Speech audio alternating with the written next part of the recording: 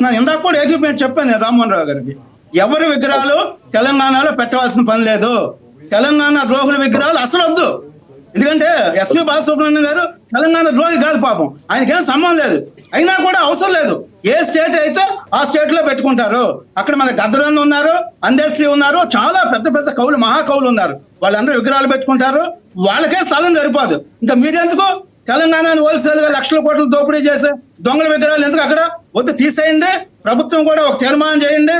తెలంగాణలో ఎవరైతే అన్ని వర్గాలు, దళితులు, బీసీలు, ఎస్సీలు, ఎస్టీలు, అన్ని వర్గాలు, కనీసం వాళ్ళకి అధికారం ఇవ్వలేదు. మనం అధికారం ఇవ్వకపోయినా కనీసం వాళ్ళ విగ్రహాలు పెట్టి మనం వాళ్ళని గౌరవించుకుందాం.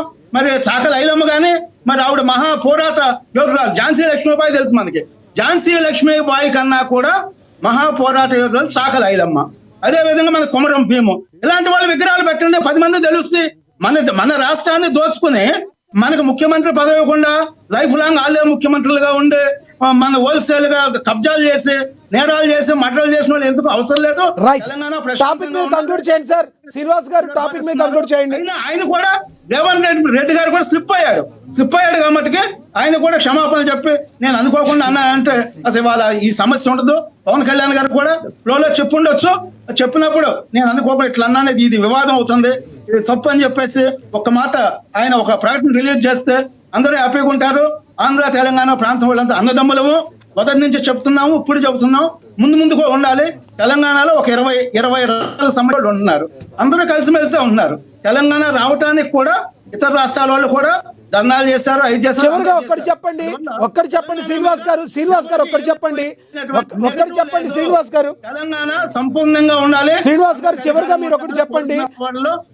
వ్యక్తిని నేను శ్రీనివాస్ గారు ఒక్కటి చెప్పండి.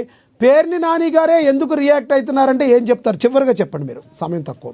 అంటే పేర్ని నాని గారి గురించి మీకు తెలియదు ఏముందంటే, ఇప్పుడు ఆయన ఇదే జగన్మోహన్ రెడ్డి గారు ఆయనకి ఒక టాస్క్ ఇచ్చాడు. మీరు రోజు పవన్ కళ్యాణ్ బూతులు తిట్టాలి, తిడితే నీకు మంత్రి పదవి ఇస్తాను అన్నారు. ఆయన రోజు డైలీ 365 రోజులు పవన్ కళ్యాణ్ మీద ప్రెస్ మీట్లు పెడతాడు, బూతులు తిడతాడు. అది లేకపోతే ఆయనకి పదవి ఉండదు, మంత్రి పదవి కూడా ఆ కండిషన్ మీద ఇచ్చారన్న విషయం ఆయనే అందరికి చెప్పాడు. పేరు నానినే ఒక ఎమ్మెల్యేల దాంట్లో, మీరంతా బూతులు తిడతలేదు పవన్ కళ్యాణ్ నేను తిడుతున్నాను, యారా అంటున్నాను, నువ్వు అంటున్నాను, నా కొడుకు అంటున్నాను అనే ఎమ్మెల్యేలు ఒక 10 మంది ఎమ్మెల్యేల సమక్షంలో పేరు నాని చెప్పిన మాటలు నేను చెప్తున్నాను. అందువల్ల పేరు నానికి వాల్యూస్ అనేది మనకు తెలుసు. మరి వాళ్ళ ఫాదర్ మంచివాడు, పెద్దవాడు, ఎవరు? పేర్ని కృష్ణమూర్తి గారు. మరి ఆయనకు ఉన్న పరువు ప్రతిష్టను కూడా మొత్తం మంట కలిపాడు. అందువల్ల 11 సీట్లు ఇచ్చారు. గారు కూడా అన్నారు, ఎవరైతే బూతులు తిడతారో వాళ్ళకు బుద్ధి చెప్పాలి ప్రజలని నిన్న వెంకయ్య నాయుడు గారు కూడా చెప్పారు. అందువల్ల అసలు ప్రజాప్రతినిధి అనేవాడు క్రిమినల్ కాకూడదు. నెంబర్ 1 వైట్ పేపర్ ఉండాలి. ఎవరి మీద కేసులు ఉంటే వాళ్ళకు ప్రజలు కూడా ఓట్లు వేయకూడదు. ఈ రౌడీ షేటర్ దొంగల క్రిమినల్కి ఓట్లు వేసి వాళ్ళతో మన కబ్జాలు చేసుకుని, ఆంధ్రప్రదేశ్ లో అయితే రామ్మోహన్ రెడ్డి గారు గత ప్రభుత్వం 9 లక్షల కంప్లైంట్లు ఉన్నాయి. 9 లక్షల కంప్లైంట్లు, 9 లక్షల కంప్లైంట్లో 6 లక్షలు ఓన్లీ రెవెన్యూ, అంటే భూములు కబ్జాలు చేయటం, దోపిడీలు చేయటం, నేరాలు చేయటం. మరి అంటే ఇలాంటి భయానకమైన పరిస్థితి నుంచి శ్రీనివాస్ గారు సమయం తక్కువ, ఇంకోసారి మాట్లాడదాం ఆ టాపిక్, ఇంకోసారి మాట్లాడదాం. లక్ష్మణ్ రావు గారు సమయం తక్కువ ఉంది, ఆయన మాట్లాడిద్దాం. లక్ష్మణ్ రావు గారు కంక్లూడ్ చేయండి టాపిక్ మీద ప్లీజ్. లక్ష్మణరావు గారు, మనం ఏదైనా మాట్లాడచ్చు కానీ లేని విషయం ఆల్రెడీ చనిపోయారు. వాసు బ్రహ్మారెడ్డి గారు, తర్వాత రాజశేఖర రెడ్డి గారు చనిపోయారు. వాళ్ళు మా పార్టీ కాదు, వాళ్ళ గురించి ఎందుకు మాట్లాడటం? అది ఎప్పుడో అయిపోయింది. దానికి చనిపోయిన తర్వాత కూడా ఏం చేశారనేది మాట్లాడుకుంటారు కానీ లక్ష్మణరావు గారు మీరు వ్యక్తిగతంగా తిడతారా చెప్పండి?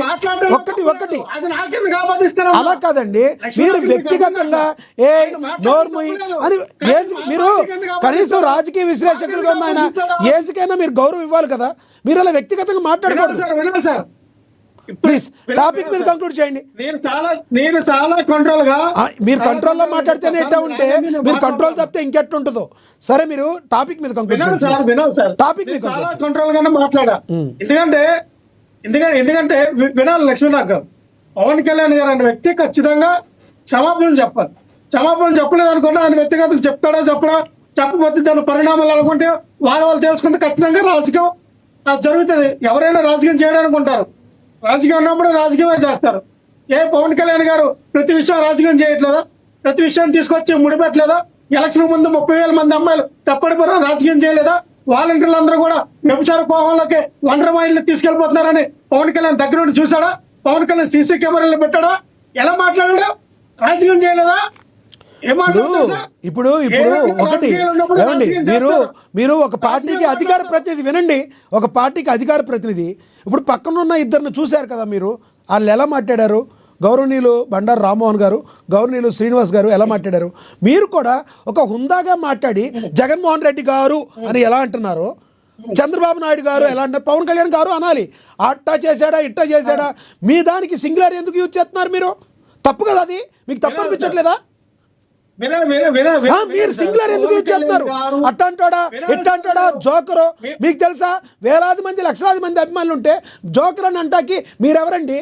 జగన్మోహన్ రెడ్డి జోకర్ అని ఎవరు అనకూడదు. మీలాంటి అధికార ప్రతినిధులు జనసేనలో ఉంటే వినండి, జోకర్ అనకూడదు, తప్పండి అది.